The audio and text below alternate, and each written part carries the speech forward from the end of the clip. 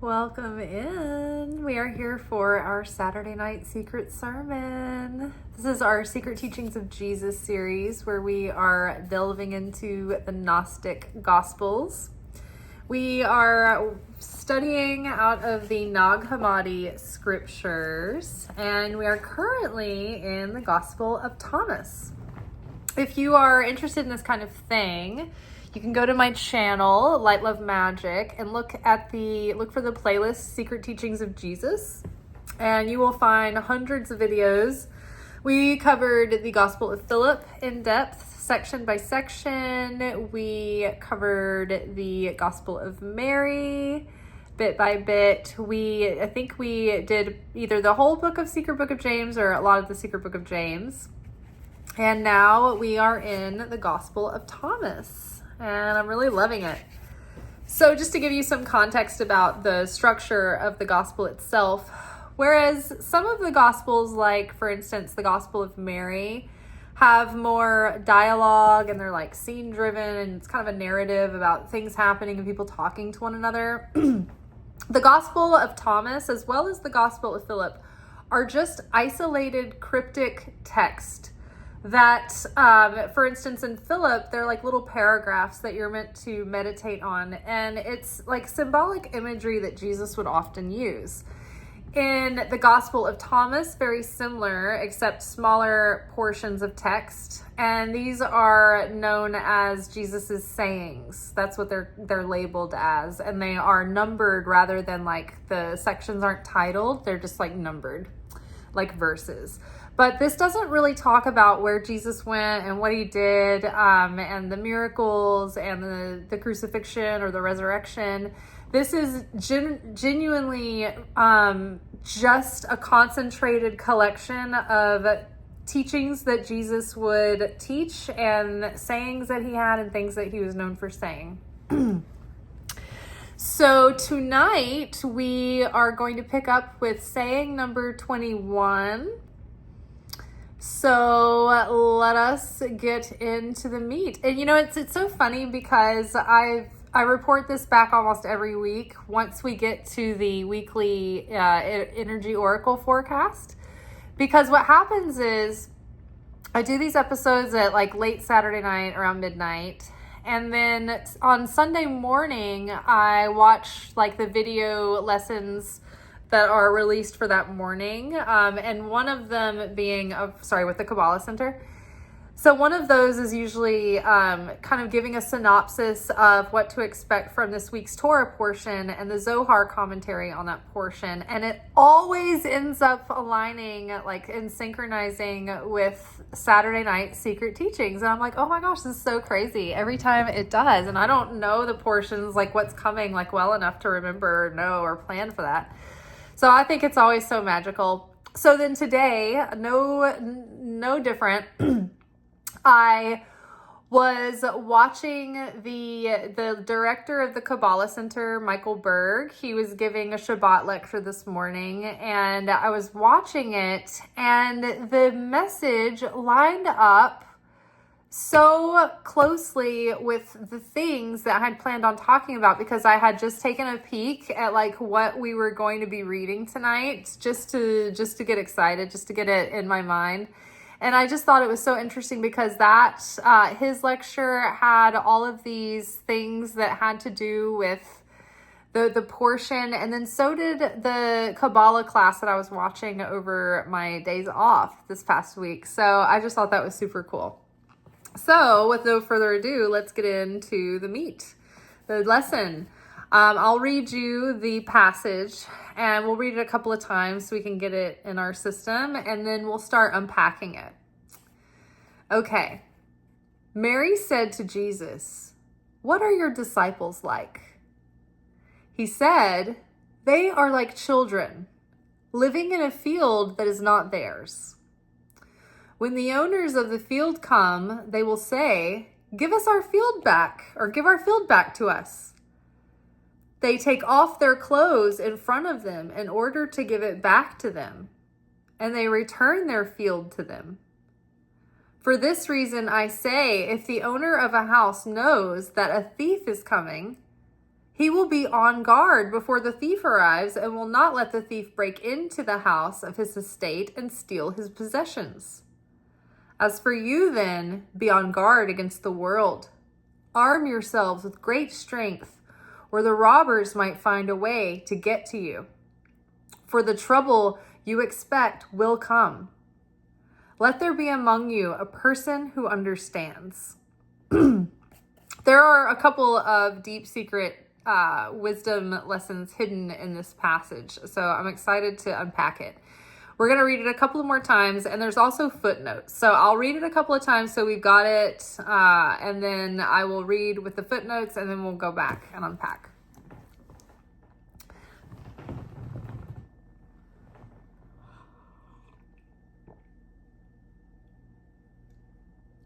I've been at the restaurant all night, so I haven't been able to drink any water.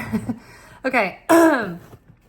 My last table was a group of 5 Italian men, and at the end of the meal, I poured this sizzling caramel over their pie, and he goes, "Mamma mia!" And I was like, "Do you want to marry me and give me an Italian green card?" Double passport? Anybody? Mamma mia! So cute. All right. Mary said to Jesus, "What are your disciples like?" He said, "They are like children living in a field that is not theirs.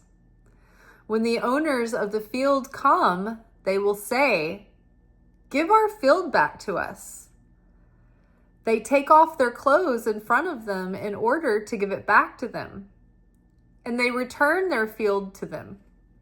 For this reason I say, if the owner of a house knows that a thief is coming, he will be on guard before the thief arrives and will not let the thief break into the house of his estate and steal his possessions.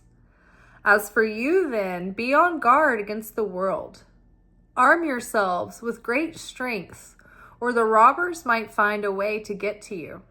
For the trouble you expect will come. Let there be among you a person who understands this." Okay, let's read it again, and then we'll talk about the footnotes. So Mary said to Jesus, "What are your disciples like?" He said, "They are like children living in a field that is not theirs. When the owners of the field come, they will say, 'Give our field back to us.' They take off their clothes in front of them in order to give it back to them, and they return their field to them. For this reason I say, if the owner of a house knows that a thief is coming, he will be on guard before the thief arrives and will not let the thief break into his house of his estate and steal his possessions. As for you, then, be on guard against the world. Arm yourselves with great strength, or the robbers might find a way to get to you. For the trouble you expect will come. Let there be among you a person who understands." Okay, so our first, let me look at that, see how right here, the editors, the Gospel of Thomas, synopsis, understand, to be a plural translation of the Greek word, pay, child or servant. Okay, so he said they are like children living in a field that is not theirs. Well, that word can be translated as child or servant. So, and they assume that the latter meaning of pays, and hence translate the passage as follows: "They are like servants entrusted with a field that is not theirs." And we remember Jesus telling the story from the Gospels. It was very similar. It was like the master of an estate leaves the estate in the hands of the servant and goes off and travels. But that one was a little bit different. That one was about entrusting the word of God and the religion to the temple, and then it had become corrupt. But this is a different take. Similar symbols, but different story playing out this time. Okay, so Mary said to Jesus, "What are your disciples like?" And he said, "They are like children living in a field that is not theirs." So when the owners of the field come, they will say, give it back to us. And they will take off their clothes in front of them in order to give it back to them. And they return their field to them. So when you ask, okay, what are the disciples like? And Jesus is like, well, they're like servants or children who live in a field that doesn't belong to them. Now, specifically, let's go in general terms. As human beings, we come to this world and we are given clothing made of skin, like Jesus or like God talks about in Genesis in the garden when he gave Adam and Eve clothing made of skin. It's talking about our flesh suits, because before that we were just our soul and our spirit. We were a light body. So in order to come to the material realm and correct for our fall from the garden, from that separation in consciousness from the Creator, we had to go through a process in the physical material world, which required that we put on the human flesh clothing. So when we come to Earth or the material world, we are here with assignments. It's called Tikkune Olam, or Tikkun correction. There's a collective Tikkune Olam that we all, as collective, as a humanity, do together. And individually, we do this in each of our lifetimes. Like, we take the same soul with us life after life after life, but we're incarnated in different expressions of the self. And so over these lifetimes, we work on different aspects of the soul, that there's either light that has yet to be revealed, or negativity is hidden in the light, or there are traits that are yet to be realized and enhanced and mastered, or there might be negative traits that need to be refined and transcended and overcome. So we are in charge, and as we change those things within us, as we the spiritual transformation happens, we are literally like alchemists, like wizards, when you think about it. We are turning darkness into light. And so we are here to take the density and darkness and negativity and evil of existence and transmute that and transform it. Since you can't destroy it or create it, all you can do is transmute it. So that's what we come here for.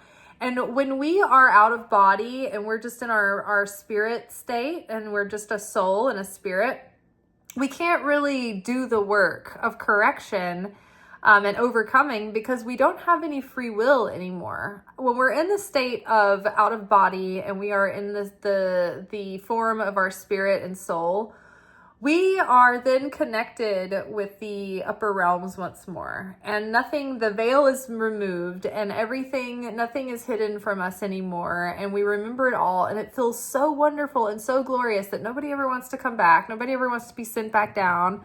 And we would not want to come back. Everything is so wonderful, and we wouldn't have any sort of like conflict or doubt, because we would see the whole truth for what it is, and we would see that's the ultimate fulfillment, and there's no other choice. The choice is easy, right? So it's our forgetfulness and the veil that has drawn that maintains some level of an illusion, of a forgetfulness of the wholeness of the wonder that everything that God is. So if we knew all that, there wouldn't be any free will, because we'd be like, well, the answer is clear. Like, there's no choice. The choice is made for me. I'm going to where the wonderfulness is. I'm going to heaven to be with God and be one with God, right? And I want to be in a heavenly state. But here we forget. We don't know for sure. We don't remember firsthand. And so we go through this world believing the illusion and having to go through triggering things and overcoming our qualities as we're getting antagonized. Quit hitting yourself. Quit hitting yourself. Quit hitting yourself. You're like, stop. Ah! I crashed out again, So life is like a game, and heaven is having a great time at our expense. So Mary said to Jesus, what are your disciples like? And he said, they are like, let's go with the children image here. They are like children living in a field that is not theirs. Well, I like children because children aren't savvy and wise to the ways of the world. They're relatively innocent and inexperienced, and they don't know how it all works. And they have this awe and wonder, and everything seems magical. And it's, they can make mistakes, but they don't really know any better. They don't know the greater consequences. They don't have the same amount of foresight or vantage as like an adult would, who'd had a lifetime of experience, right? So we are like children, and we understand basics of what we think we understand about the physical realm. But what we don't understand is that that's only like 1% of reality, and 99% of reality is what's going on in the non-material world, in the upper realms. So it's kind of like when we talk about the ocean here on Earth, it's like, oh my gosh, like, there's leagues under the sea of like so much that we haven't discovered and don't know about. And what we can see on dry land is such a microscopic percentage of the life forms and the extent of the mysteries of planet Earth. There's so much under the sea. Same in the upper realms. There's so much going on there beyond what we can fathom. And so there are the material world that we see is really a symptom that's resulting from the vibrational and spiritual world happening. And so there's all these spiritual and vibrational laws going on behind the scenes, in our perspective, that we don't quite understand, that we are beginning to grasp through science and even through mysticism. Ancient mysticism talks about these ideas that we have more language for now with quantum physics. But there's so much that we can't fathom. It's just like we can barely kind of scratch the surface and to even kind of get an idea of how much we don't know. So we are like children when it comes to understanding the greater nature of life and existence beyond what we can navigate here in the 3D, right? So let's get back to the passage. Mary said to Jesus, "What are your disciples like?" And he said, "They are like children living in a field that is not theirs." Now, the field that's not theirs, the field kind of represents life and the planet, the world, the material existence, the material incarnation, our body, our mind, our intelligence, our ideas, our talents, right? These have all been lent to us. Like our soul is on rent. And our rent that we pay for being here in the material realm, the rent for our flesh suit, is the correction of our soul. Learning how to love God and believe in God with all of our heart and love one another as we love ourselves. That's the main point of being here. And I know we're like, not love one another. I can't stand these people. Not one another. So this is why we have to keep coming back over and over again, because it's really hard for we're a bunch of twerps and wretches. So we're entrusted with our soul, and it's basically rented out to us, and we are paying our rent by doing the Tikkune Olam, doing the soul correction, doing acts of sharing, contributing to the light of the Creator in this world, or to channeling through the light of the Creator in this world, and contributing to humanity in a positive way and to one another in a positive way, but ultimately doing the correction of our soul and becoming more loving people who share and bear affinity with the Creator, with the virtues and attributes of the Creator. So that's why we're here.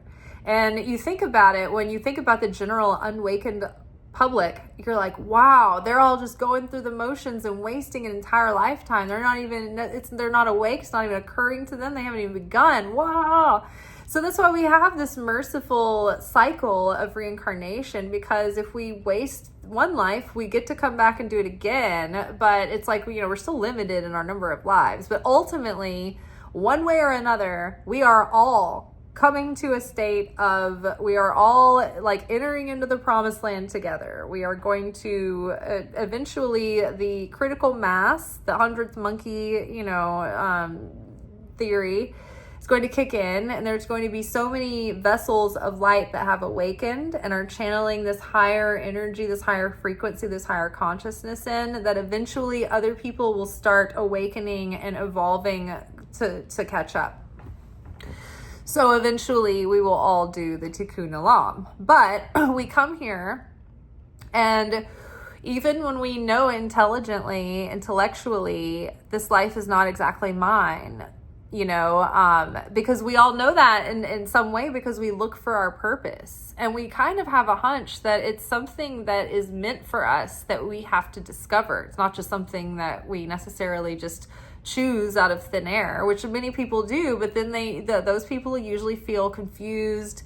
They feel like, I don't know what I should be doing. I don't like this anymore. It's not fulfilling or whatever. So the people who are awake, they have this sense that they have a purpose that they may or may not have connected with, but it's beyond them, right? It's like a divinely given sort of invitation, hey, there's this thing for you, but part of your adventure in your becoming is discovering that and awakening these desires and gifts and talents within yourself to use to channel more light into the world, to use to serve one another and to serve the Creator, So Mary said to Jesus, "What are your disciples like?"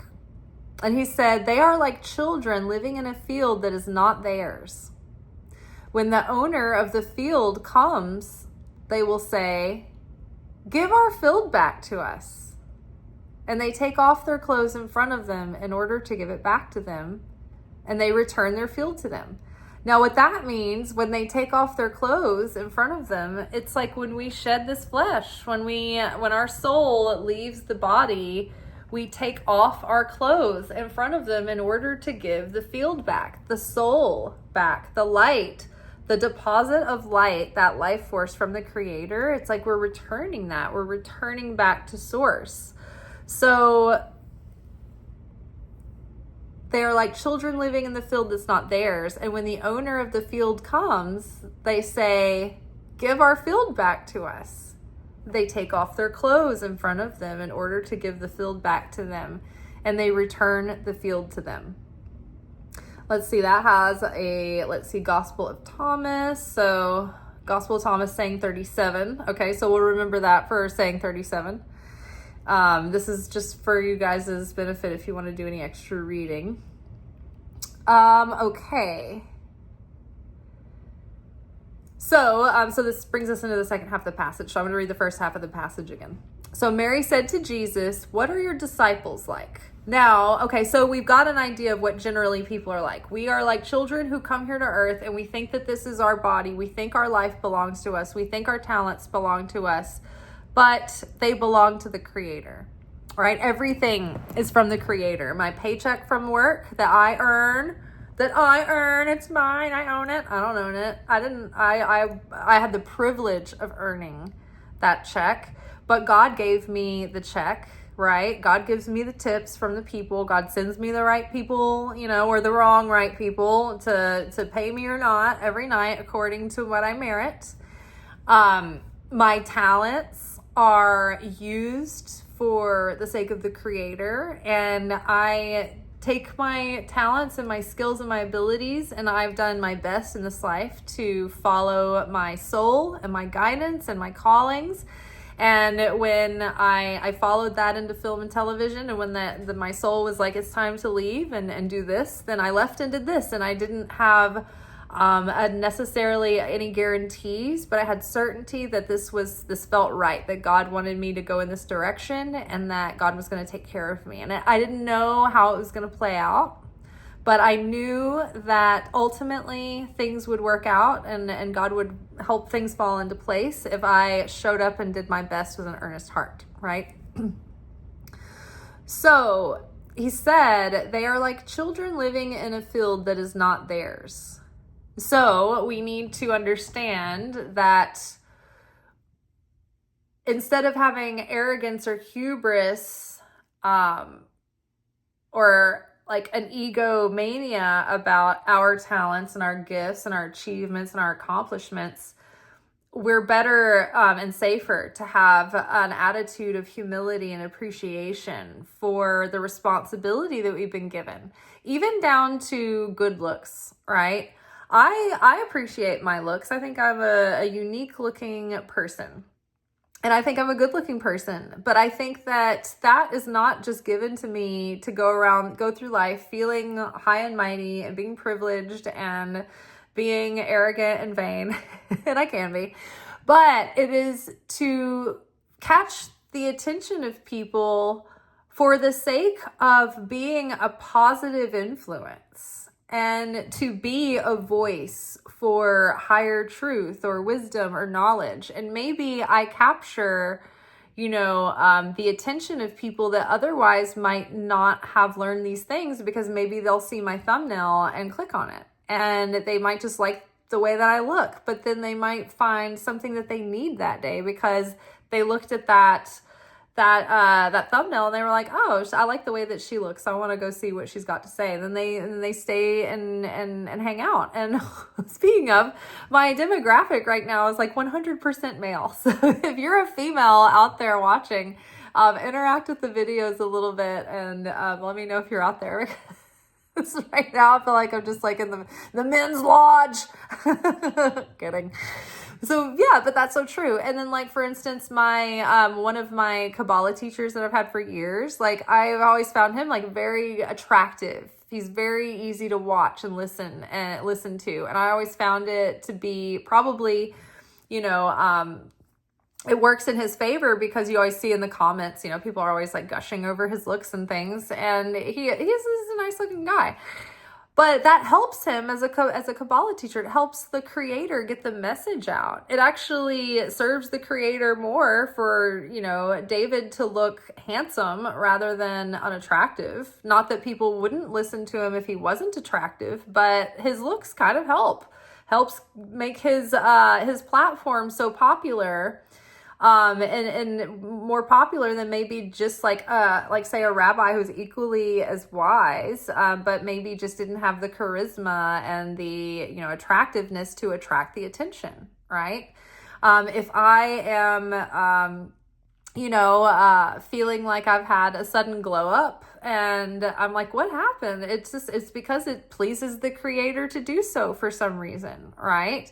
It's not that I own these looks, they're on loan, and they're even down to something like that seems shallow, like good looks. Those are owned by the creator, and the creator assigned me to have all of the features and the qualities and the virtues and the vices that I have for a reason, and they can be all wielded for the highest good.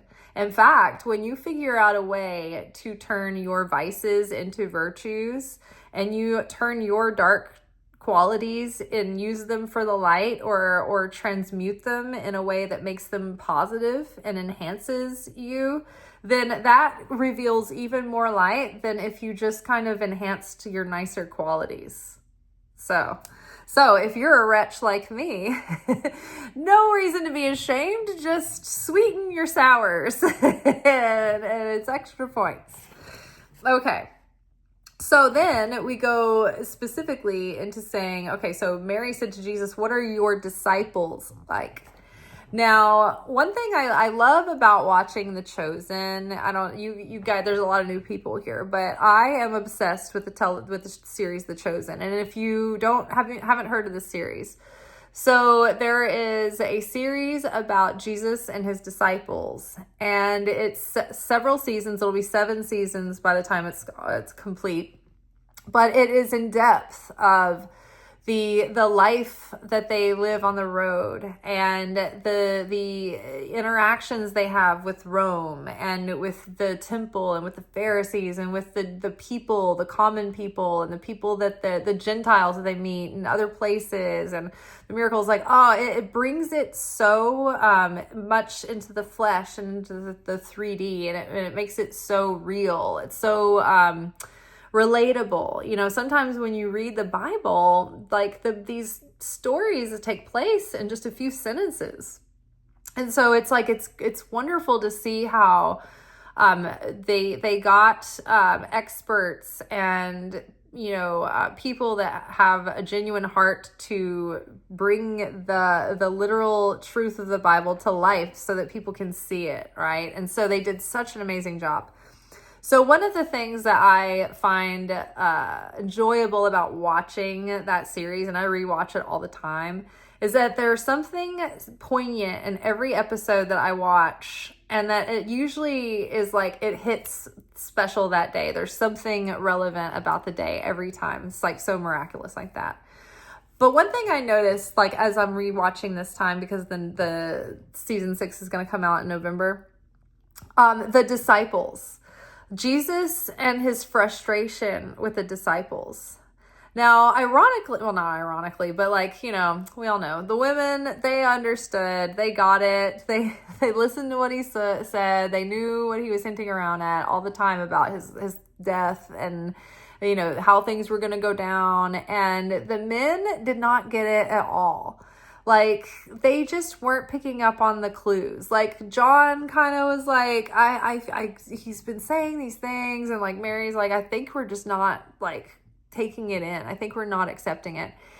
And Jesus would often in the show express his frustration that people weren't really understanding his deeper teaching that he was giving. Like, a lot of the time his own disciples were kind of like foggy and a little bit unsure about deciphering and interpreting his parables and metaphors and things. And he would just be like, oh my gosh, please, someone understand me. Like, I have a limited amount of time to get my truth and my message across, and you are the people who are going to be taking this message. So not only was he kind of frustrated with them for not quite understanding the teachings a lot of the time, they were just the basic surface teachings. They weren't even the deeper secret teachings that he would be giving them later. And that he apparently maybe gave to some of them along the way in quiet. So the disciples would often obsess over this idea that the Messiah was going to be this sort of like military figure that would rise up and he would overthrow, he would get the people together and they would revolt against the Roman Empire, and they would overthrow the empire, and they would rise up as a Hebrew kingdom with a Davidic king once more and live in harmony, sort of like King Arthur's, what was King Arthur's city called? It's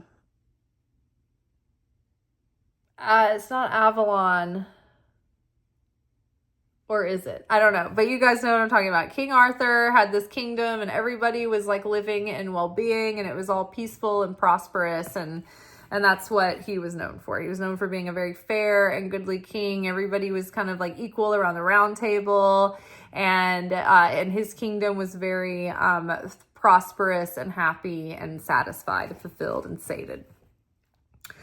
So a lot of the disciples, for the most part, did not realize that Jesus, the Messiah, had come to give them a new consciousness and to update the covenant between the people and the Creator. He had come to update the relationship and the terms of the relationship and the way that we interacted with one another and with God and with the temple. And he was reforming all of it. And he was here to give spiritual liberation. He wasn't really here ever to take on the government. And so the disciples, though, the men disciples, were always obsessing over, like, when are we going to rise up against Rome? When are we going to take over the government? Like, down to, like, the night that he was going to get arrested. Like, they still were like, all right, are we going to, like, take over? Are they going to come arrest you? And then we're going to fight back. And, like, then that's when we're going to show them all that we've got, like, pull the swords out of thin air, And Jesus was just like, why? Okay. Even if that, like, why would that be the ultimate, like, that would be such a finite like deliverance and redemption, for just this guy to come and like take over, and what, for the next 2-3 generations, as long as I can live out the rest of my life, like you'll have nice prosperity. Maybe, it continues in my predecessor, but it was so limited. But whereas Jesus was bringing a spiritual revolution and a revolution of consciousness that would last for eternity, and it would be like the kingdom of heaven, like a mustard seed. It would spread, and it would produce more seeds, and each plant would produce more seeds, and it would spread and spread and propagate endlessly until the end of the age. Right? And they were so limited. They were just like, yay, it'd be like now people thinking that like, if we could just get another president in, it's going to solve all our problems. But the thing is that the toxic consciousness that is underneath the movement that propped him up as their mascot is still festering. It's not just a one and done, fix it, there's the problem, put the chewing gum in the hole and we'll stop the boat from sinking. It is a reformation from the inside out. It is a revolution of consciousness that has to take root, take hold, like wildfire spreading. So the disciples were always arguing too about, okay, so if Jesus is going to come take over the government and he's going to be the king and he's going to take the throne, then who's going to be his right hand and left hand? Who's going to be his number one? They were all arguing over seats of power next to Jesus. And then Jesus finally was like, at the Last Supper, he was like, look, we've got, like, for the last time, stop arguing over who's the greatest and who's this and who's that, like the pagans do. He was like, if it makes you feel better, you're gonna each have your own tribe to rule over and to judge. And they were like, oh my God, we all get one? Well, what about the traitor? Does the traitor gonna get one too? We all 12? There's only gonna be 11 after the traitor's dealt with, but when we discover who he is, Jesus is like, it'll be taken care of. Even in these last moments, after I've told you all, and I've assured you this, they're like, well, are we? And I've scolded you and rebuked you for obsessing over this shit. You're still like, well, what about them? Is the traitor gonna get one? And he's just like, oh my God. So see, it's like, what are the disciples like? Mary's over here like, hey, Jesus, what are these disciples like? And he goes, they're like a bunch of children who are, Jesus, what are the disciples like? And he said, they're like children living in a field that is not theirs. And when the owners of the field come back, they will say, give our field back to us. And you'll have no other choice but to take off your clothes and return the field. So while they're worried about physical, material world problems, who's going to be in charge? Who's going to be the leader of the new government? Jesus is like, you're fighting over something that you don't own and that isn't even on the plate. And what's going to happen is that we're going to get to the end of your life or the end of the age, or, where push comes to shove, and you're going to have to show your work, and you're going to be like, well, I was just obsessed over getting a governmental position. I kind of obsessed over that, and I didn't really do the work that my soul had come here to do to awaken that light. So once we go into the afterlife and we're doing the afterlife stuff, we have the skills that we awakened in our soul while we were in the body.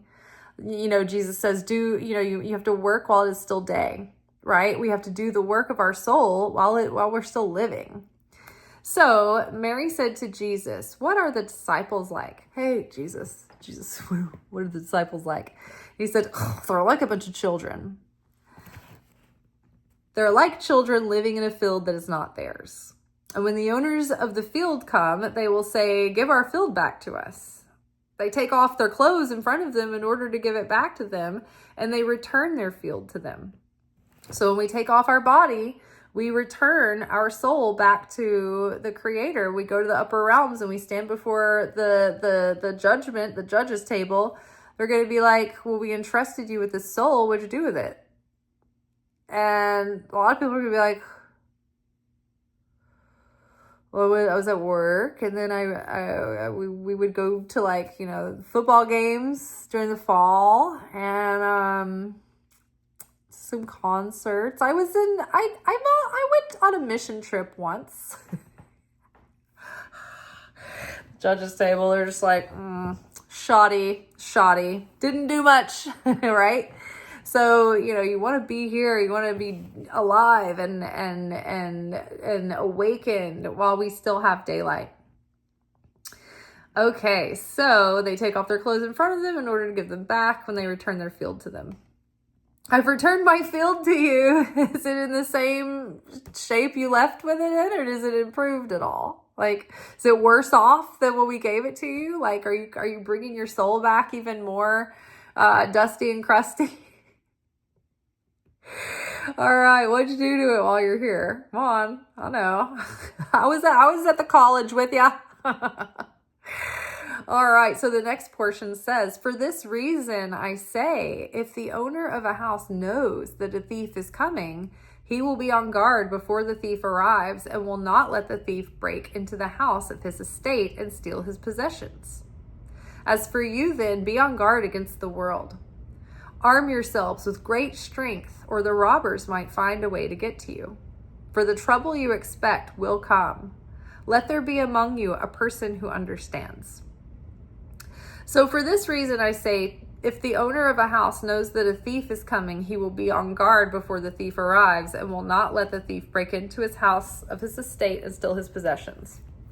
So the thief is the adversary. But the adversary plays with our ego. So our adversary plays on the ego, and then the ego becomes the thief that obsesses over what's fair, what's mine. I want this, me first, greed. I want instant gratification. I don't want to go through that. I want to avoid this. I want to numb out here.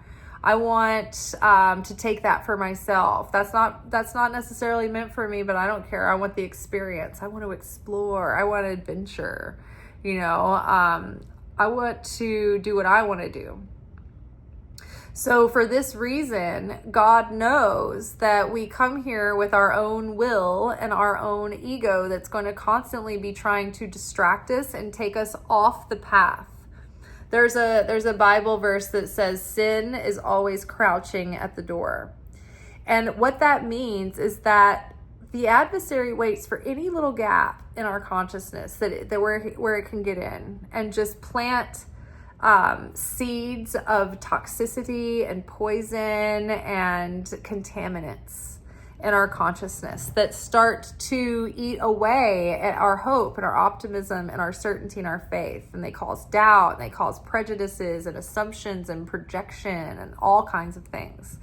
But the adversary basically is, doing his thing, her thing, day and night. There's both a feminine Satan and a masculine Satan, and they're working together in cahoots to prevent us from revealing the full potential of our soul and aligning with our life's purpose, which is the purpose is the soul correction that we're supposed to do and the person we're supposed to become, but it also might tie into things that we do and do to share with the world and life while we're here.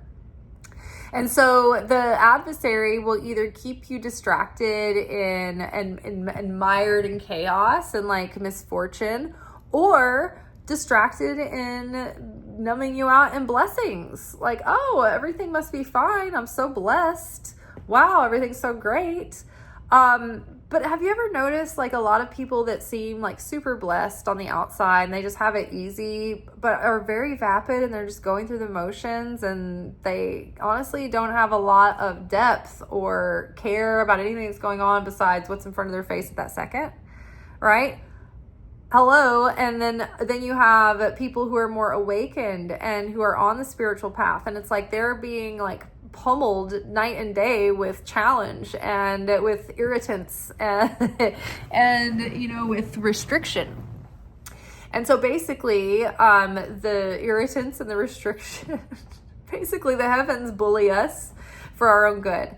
And sometimes the adversary will keep us comfy and satiated and satisfied and content, so that we don't push ourselves out of our comfort zone to like reveal our true potential or go after the thing that's really for us, because we're so satisfied in wherever we are at that moment.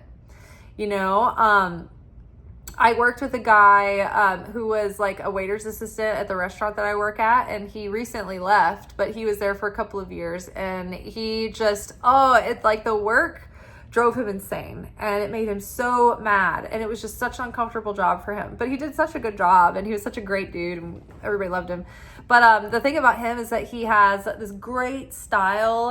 He is like hair metal from the 80s, like just authentic as it gets, but he's like in his early 20s, but he is such a talented lead guitarist, like the metal guitarist, like you wouldn't believe, like in like 80s, like glam metal, like hair metal, like the just the stuff that gets you going, what makes you want to party, right? So you know, he's just, it feels like, oh man, everybody wants JP to get a break. You know, I try not to use people's names, but he's doing really great. So, and we all loved working with him, but we knew like the job just pissed him off so much. And we like, I mean, the service industry would piss you off. So he gets in this band, and he had been trying to find bands before, and they just hadn't worked out. And so he gets with this particular band, and they go, he ends up quitting, so to make room for their summer tour or whatever. And like they ended up going like on 40 dates between the US and Europe. Like they're blowing up, they're selling out these venues, these like little, like large, small venues, medium-sized venues. And I'm just so excited to see that for him. But we were talking about the other night at work, and we were talking about what a struggle it was for him at the restaurant. And I said, you know, God will never let you get comfortable in a place you're not supposed to be. You know, and maybe it's a stop-off place. Maybe it's a place where you're only there for a little while, but you will never be allowed to be complacent when you should be going, and you have a more journey, you know, when you're not at your stopping point yet. So take heart if you feel like you are constantly, you know, up against a battle, or like swimming upstream. It could be that you are like this close to your next level and a breakthrough coming. So for this reason, I say, if the owner of a house knows that a thief is coming, he will be on guard before the thief arrives, and will not let the thief break into the house of his estate and steal his possessions. So the Creator is merciful and good, and the Creator knows that we are set up for failure with our ego.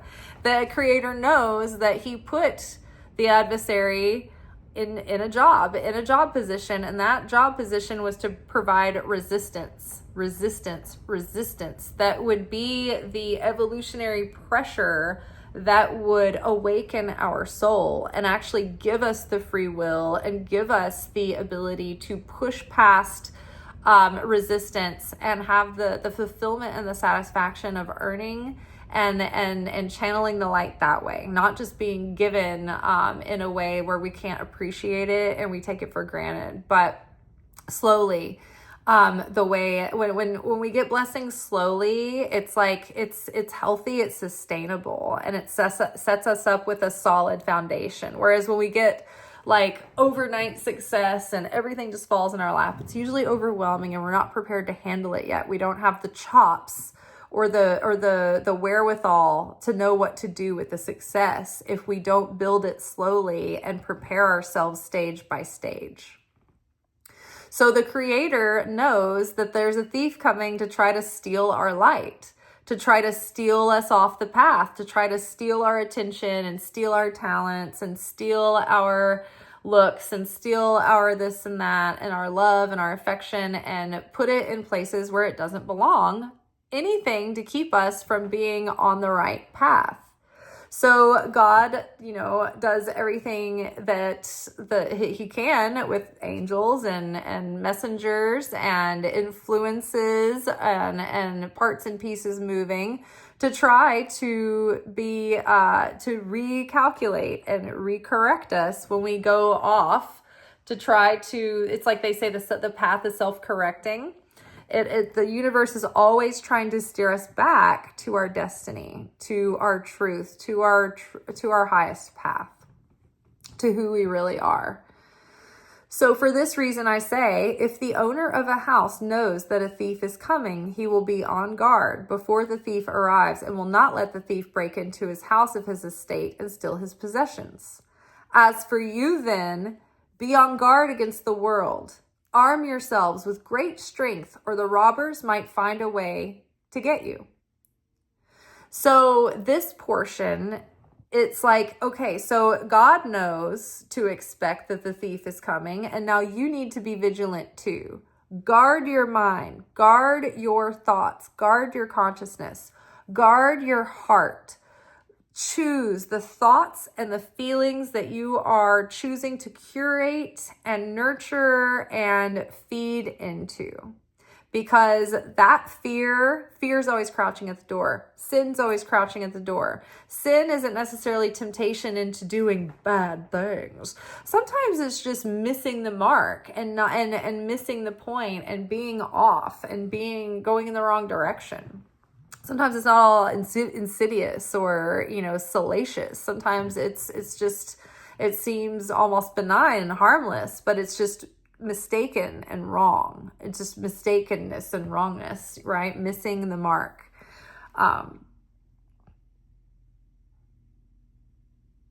So he says, then be on guard against the world. Now also be on guard against the world. So the world system, the world of temptation, and the world of pleasure and distraction, right? When you think about the Kardashians, right? You think about people like that, these big celebrity influencers that are just, I don't want to judge them. They might be deeper people than they seem on the outside. I'm sure everybody's got more going on than they're showing on a reality show. When the producers get in there, it's like, oh God.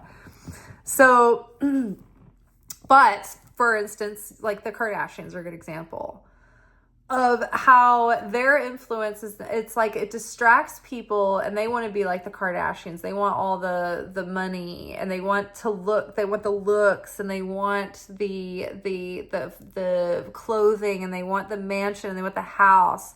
And even if people aren't wanting that over the top luxury and wealth and opulence, think about a person, just a working class person, a middle class person who's just trying to make ends meet.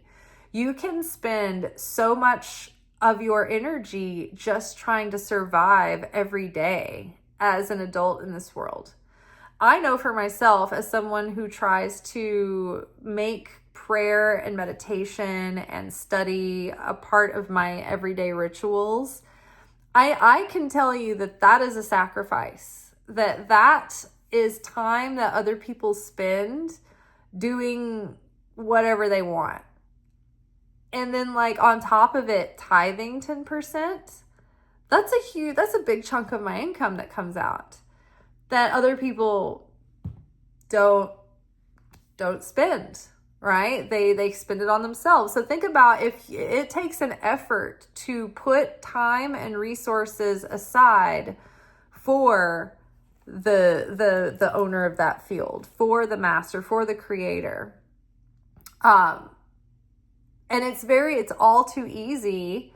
And I'm not saying I'm better than anyone, because there were years that I wasn't doing it, but those years I was miserable and I was unfulfilled and there was chaos in my life. So my whole life is different now because of these routines that I implemented, and they were non-negotiable. They were every day, twice a day, multiple times a day. But people, they may not be greedy for wealth and opulence, but they're just lost in the rat race of trying to make ends meet. And so then it's like they get lost in the material world and the illusion. And it's like they get disconnected from all that is beyond this. And they live this limited material life. And they forget their spirit, like, it never forgets. Their soul never forgets. So there's always something that feels uncomfortable. It's calling them. It's yanking them here and there. They don't know what it is. And it's just this dissatisfied feeling, but they're just caught up in surviving the day. right? Not because they're bad people, but because they got lost in the illusion and lost in the world system. These could be even like religious people who go show up and sit on the bench, sit on the pew every Sunday, and they go through their week, but they're still like, they're not tuned in, tapped in, turned on. They're not awakened. They're just still living within the material understanding of everything. So be on guard against the world, because everything, it's just like it's always pulling at our time, our resources, our focus, our mind, our thoughts, the way that we spend our time, the way that we spend our dollars, the way that we use our energy and our talent and our voice and our skills and our resources, everything. It's like the adversary is either trying to pull you in to work for the adversary, snap, and you say, I'll jump how high, whatever. Are we serving our reactive nature, which is in turn serving the adversary, or do we serve the creator? And can we restrict and pause and go slowly and be moved by divine inspiration and our free will? Not, I'm reacting, I'm affected by everything, I believe everything in the illusion, and I'm caught up in the rat race, and I never have time to just unwind and take a breath and let my thoughts quiet and really listen to the inner voice within my soul. So the adversary doesn't want that to happen, so he's going to try to keep us distracted any way possible. So be on guard against the world. Arm yourselves with great strength, or the robbers might find a way to get to you. Now, it really does take great strength. Just to curate your thoughts takes great strength. It takes great strength when something happens that feels very unfair or unjust or cruel, and it's like, oh, this person has hurt me again, or this person has wronged this person again, or I'm judging the situation, and regardless of whether or not it's justified, it's like that focus and that downward spiral into the soap opera of negativity. I struggle with it myself, because as a Libra, I want things to be fair for everyone, and I'm very empathic, and I'm also a Cancer moon, so it's like I've got all this empathy and I can feel everybody's stuff, and I want everything to be right and fair for everyone.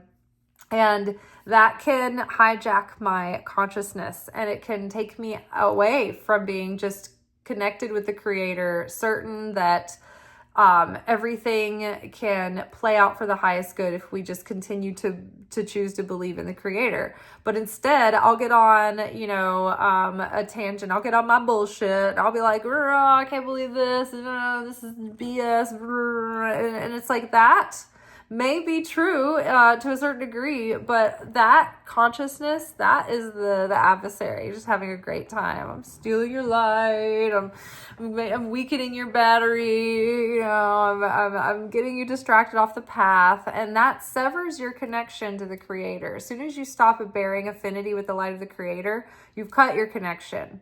And you're out of the shade of the feathers and out from under the wing, and you're exposed to the chaos and the harshities, right? But when you are in affinity and you bear affinity with the creator and you're in resonance with the creator, then you're in that flow, and then you're in that protection, and you're in that flow of blessing.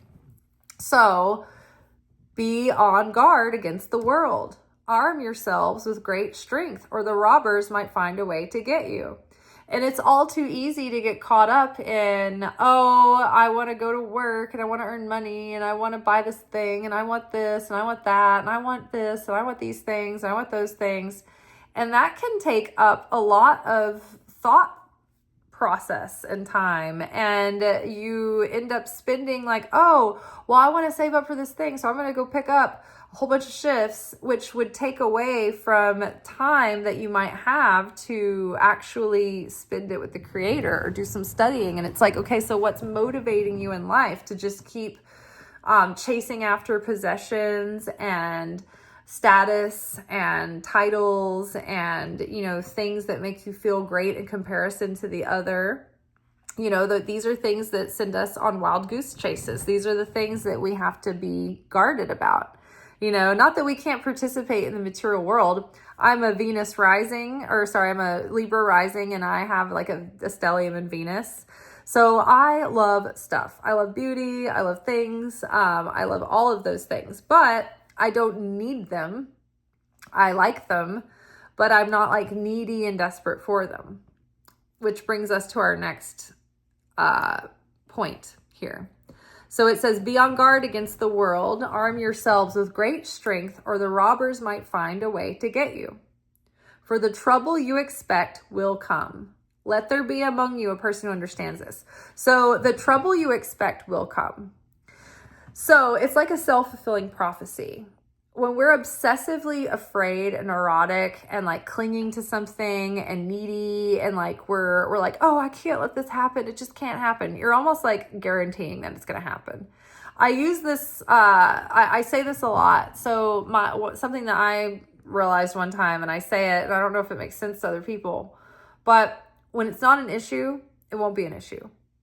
When my weight was not an issue for me emotionally anymore, I wasn't obsessed and neurotic over it, then weight was never an issue for me anymore. Like gaining weight, fluctuating weight, or whatever.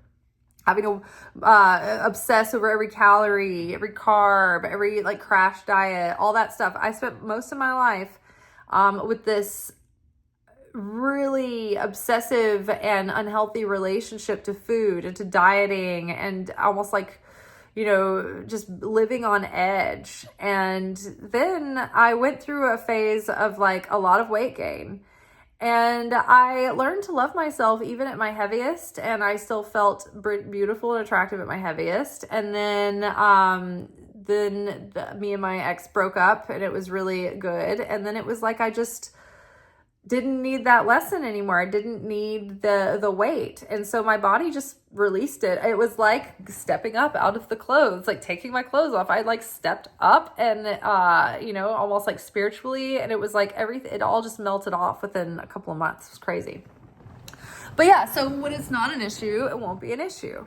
When you are worried about something constantly, like, okay, so have a good example of this. So let's pretend that we are, we're watching a little documentary about two people going on an audition, right? And so one of the actors, they're like, oh my gosh, I need this part so bad. Like I cannot, like everything is at stake. All of my self-worth is locked into this. Like I just need this. I need it so much. It's got to happen. Right. And like, as the person watching the reality show, you see these stories, the behind the scenes stories, you're like, oh, I want it for this person. They want it so bad. They're so obsessed.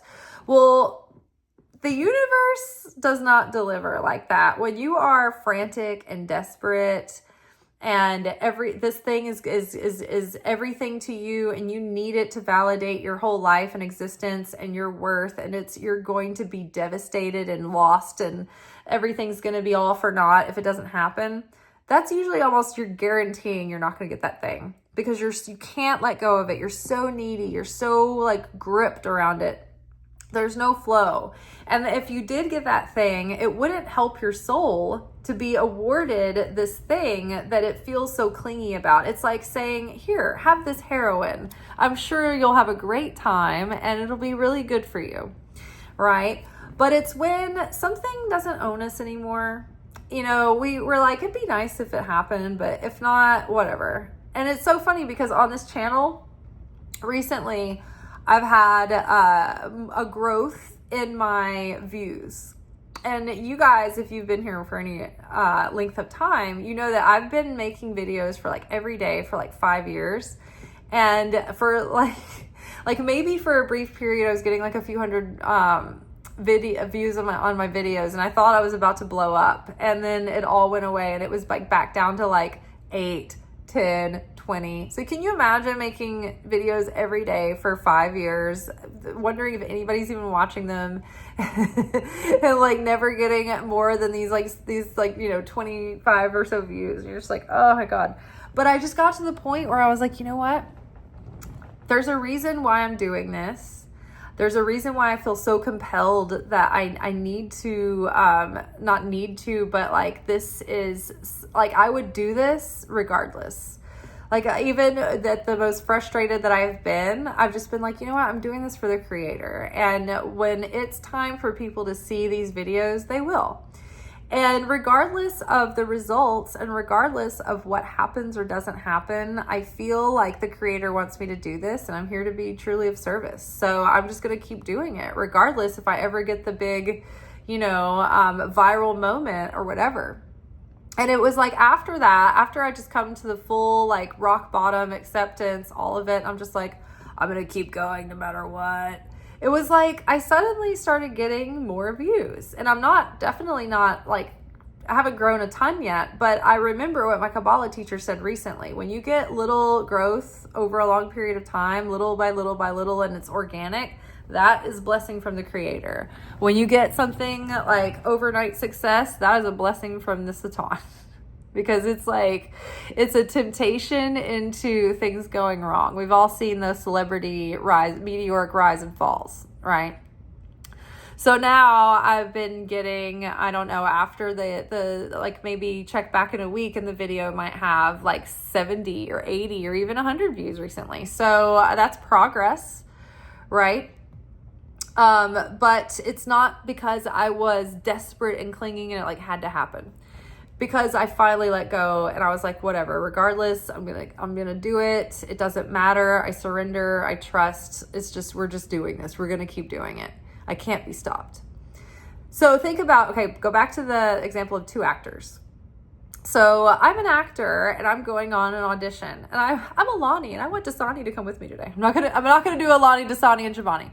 Okay, so I'm an actor, I'm going to an audition, and it's an open call, so I can bring a friend to keep me company for the hours that I'll be there, and my friend can audition too, and it'll just be fun for her. She'll just, have something to do, we'll shoot the breeze all day, and then she has the novelty experience of auditioning for a thing, and if she gets it, great, and what are the likelihood? Probably not. It's always the friend who came just because, who ends up getting the part because they're so relaxed. It doesn't matter to them. They could take it or leave it. It doesn't matter, right? They're not clinging to it like they need it for everything that like to define their life by. My life is at the end of its rope. I'm not going to amount to anything if I don't get this specific opportunity. Never that person. Maybe once in a blue moon on American Idol, it's that person. But it's usually the friend who just came. I'm like, oh, I can't believe they picked me. I don't even have any experience. I never even thought about doing this before. And the friend is like, I've been auditioning for years. Happens every time. The heavens have such a wonderful sense of humor. It's because it's like they're totally let go. They don't need it. They're not clinging to it. So for the trouble you expect will come. So say I'm obsessed with my treasure. I have something special. I'm excited about this. And let's say I start dating a guy at work. This kind of happened for a minute at one point in my life. And he was very charismatic and a lot of different people liked him.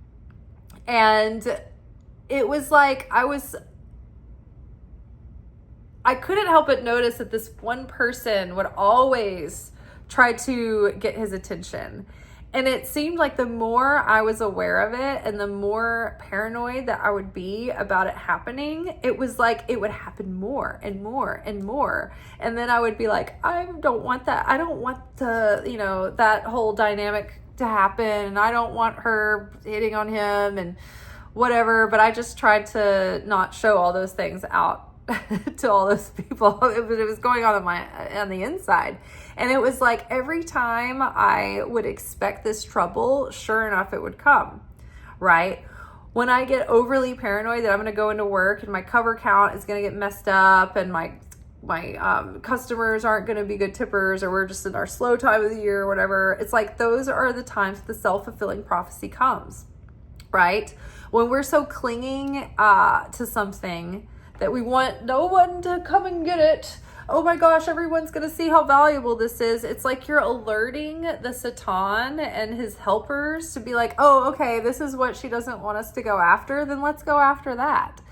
It's like when we draw attention to someone else in judgment, the angels are like, oh, okay, thanks for pointing that out. But since we're here, what do we need to address about you?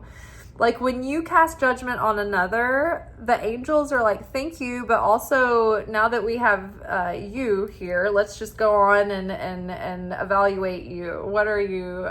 Do we have any violations that we can ticket you for? So when you judge, you will be judged. Judge not, lest you be judged, right? So when you put a whole bunch of attention on something, you're getting other forms of attention on it as well. So, for the trouble you expect will come. Let there be among you a person who understands. And so the thing is, though, if you're non-attached and you trust and you surrender, then you're like, if somebody came and got it, like what, I mean, more trouble, like more trouble than it's worth. Blessings to them, like I'm sure it'll all work out in the end. It's like when you have a push mower under a carport and there's just nowhere good to store it. And if you put it in your shed, it's just going to be the way of everything else. So then you're just like, fuck it, I'm going to leave it under the carport. The likelihood that someone's going to steal my lawnmower is so low, I'm just going to leave it there. But it's like the moment you get obsessive over the lawnmower and you're like, well, I'm going to put it in the shed. Hopefully nobody sees it. It's like then the lawnmower gets stolen, So hopefully that makes sense. Let's read the whole passage again. So Mary said to Jesus, what are your disciples like? It's like back to the whole, like the trouble you expect will come for you. I don't know if I'm illustrating this idea of whatever I'm like greedy and like, don't take this from me. I'm holding on to this. You won't pry it from my dead, lifeless fingers. That's the very thing they're gonna come for, because you're so needy to hang on to it. You can't let go.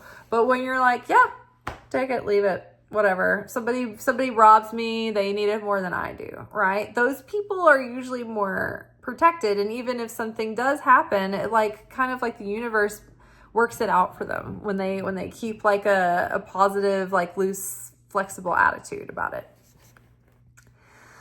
But like when you're so needy for material things, the universe is like, oh, they can't handle that thing because they don't own that thing. That thing owns them.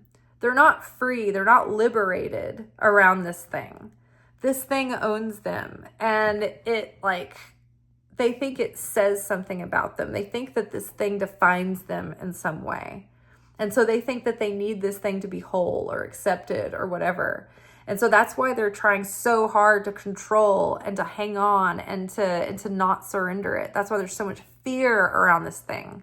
So obviously there's an issue around this thing. So there needs to be a process to pry your fingers off of this thing and show you that you do not need this thing, to liberate you.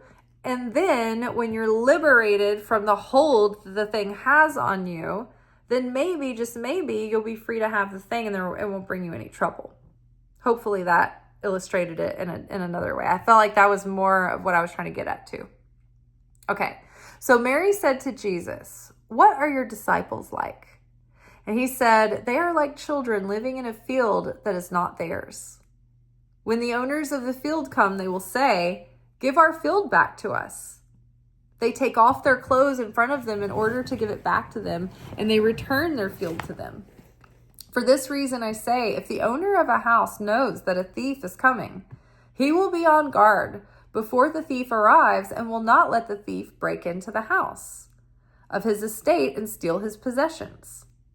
As for you, then, be on guard against the world. Arm yourselves with great strength. Like the first half of that, like the owner, if the owner knows a thief is coming, he will be on guard Like like God knows that the thief is coming to steal us off our path or to steal us away from God. And so God is always ready to protect us, always ready to step in. But I think we did mention that because of the way that we said that the path would turn to recorrect and readjust.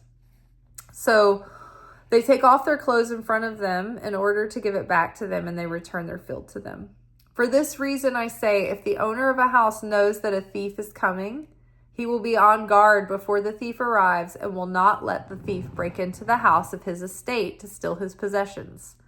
As for you then, be on guard against the world. Arm yourselves with great strength, or the robbers might find a way to get to you. For the trouble you expect will come. Let there be among you a person who understands. And so that just is like, please, God, let someone get this. Somebody get it. I'm going to read that one more time because I interrupted the flow. So we're going to just have one read through. Mary said to Jesus, "What are your disciples like?" He said, "They are like children living in a field that is not theirs. When the owners of the field come, they will say, 'Give our field back to us.' They take off their clothes in front of them in order to give it back to them, and they return their field to them. For this reason I say, if the owner of a house knows that a thief is coming, he will be on guard before the thief arrives and will not let the thief break into the house of his estate and steal his possessions. As for you then, be on guard against the world. Arm yourselves with great strength, or the robbers might find a way to get to you. For the trouble you expect will come. Let there be among you a person who understands." Somebody please get this. All right, you all, that was saying 21 from the Gospel of Thomas. I loved it. We will be back together tomorrow for our weekly energy oracle forecast, which will be the spiritual weather report for the week ahead. Until then, may peace be with you. Hope you have a lovely Sunday. Ciao.